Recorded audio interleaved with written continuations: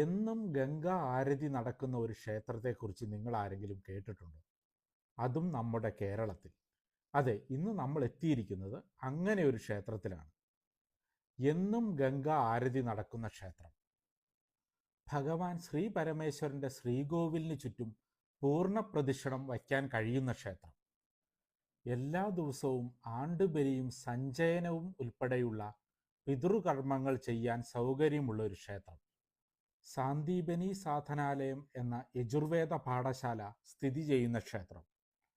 അതെ, ഇതാണ് ആനിക്കോട് ശ്രീ അഞ്ചുമൂർത്തി ക്ഷേത്രം.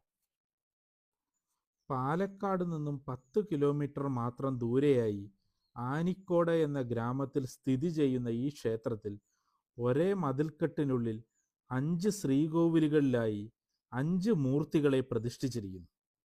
ആനന്ദ മഹാഗണപതി, മഹാവിഷ്ണു, ഹരിഹരപുത്രൻ, ത്രിപുരസുന്ദരി, സാംബ പരമേശ്വരൻ എന്നിവയാണ് ആ പ്രതിഷ്ഠകൾ. 1200 വർഷത്തിലേറെ പഴക്കമുള്ളതായി കരുതപ്പെടുന്ന ഈ ക്ഷേത്ര സമുച്ചയത്തിൽ 2008 പുനരുദ്ധാരണവും പുനഃപ്രതിഷ്ഠയും നടത്തിയത്. ഇതിൽ ഏറ്റവും വലിയ ശ്രീകോവിൽ ആനന്ദ മഹാഗണപതിയുടേതാണ്. തൊട്ടടുത്തുള്ള ശ്രീകോവിലിൽ ഭഗവാൻ ശ്രീപരമേശ്വരൻ പാർവതീദേവിയോടും മക്കളായ മുരുകനോടും ഗണപതിയോടുമൊപ്പം നന്ദികേശ സമേതനായി സാംബ പരമേശ്വര സങ്കല്പത്തിൽ കുടികൊള്ളുന്നു.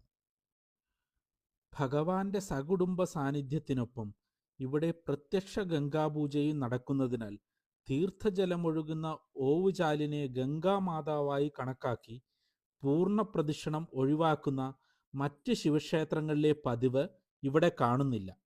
അതുകൊണ്ട് ഇവിടെ ശിവനെ പൂർണ്ണ പ്രദക്ഷിണം ചെയ്യാവുന്നതാണ്. ശബരിമലയുടെ സ്വാധീനം കൊണ്ടാവണം ശാസ്താവ് എന്ന് കേൾക്കുമ്പോൾ നമ്മുടെ മനസ്സിലേക്ക് വരുന്ന രൂപം യോഗ പട്ടാസനത്തിലിരിക്കുന്ന ശാസ്താവിൻ്റേതാണ്. എന്നാൽ അതിൽ നിന്നും വ്യത്യസ്തമായി പത്മാസനത്തിലിരിക്കുന്ന ഹരിഹരപുത്രനെ ഇവിടെ നമുക്ക് കാണാം. മഹാവിഷ്ണുവും ത്രിപുരസുന്ദരിയായ അമ്മ ശ്രീപാർവതിയുമാണ് ഇവിടുത്തെ മറ്റു പ്രതിഷ്ഠകൾ. ക്ഷേത്രത്തിൻ്റെ പൗരാണികത ഒട്ടും നഷ്ടപ്പെടാതെ പുനരുദ്ധാരണം നടത്തിയ ക്ഷേത്ര ഭരണസമിതി തീർച്ചയായും ഈ കാര്യത്തിൽ അഭിനന്ദനം അർഹിക്കുന്നു. എന്നാൽ ഈ ക്ഷേത്രത്തെ തികച്ചും വ്യത്യസ്തമാക്കുന്നത് ക്ഷേത്രത്തോട് ചേർന്ന് തന്നെ ഒഴുകുന്ന ഭാരതപ്പുഴയുടെ കൈവഴിയായ കണ്ണാടിപ്പുഴയിൽ എന്നും വൈകുന്നേരം 6:30 ശേഷം നടക്കുന്ന ഗംഗാ ആരതിയാണ്.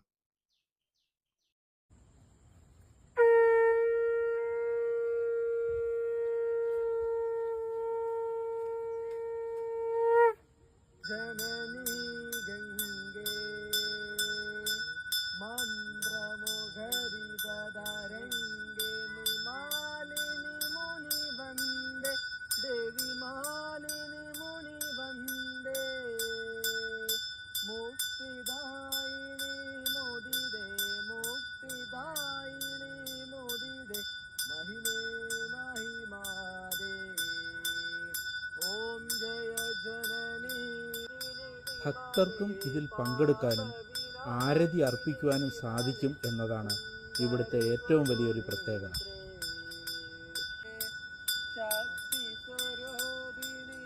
നമ്മൾ ഗംഗ ആരതിയെക്കുറിച്ച് കൂടുതലായി കേട്ടു തുടങ്ങിയത് മാഘമഖ മഹോത്സവത്തെ തുടർന്നാണ് എങ്കിൽ ഈ ക്ഷേത്രത്തിൽ 2008 മുതൽ തന്നെ ദിവസവും ഗംഗാ ആരതി നടത്തി വരുന്നു.